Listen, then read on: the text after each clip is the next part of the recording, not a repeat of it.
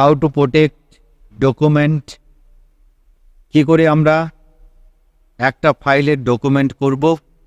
প্রথমে এখানে গিয়ে উইন ওয়ার্ড,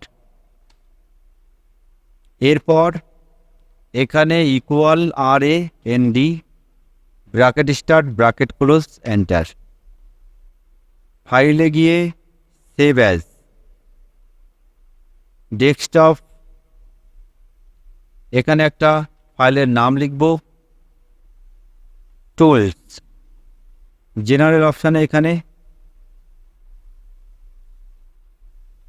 পাসওয়ার্ড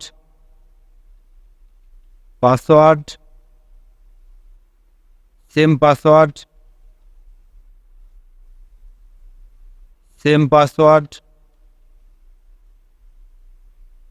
এবার আমি সেভ করে দেব, তাহলে ফাইলটি সেভ হয়ে যাবে। ক্লোজ করে দেব।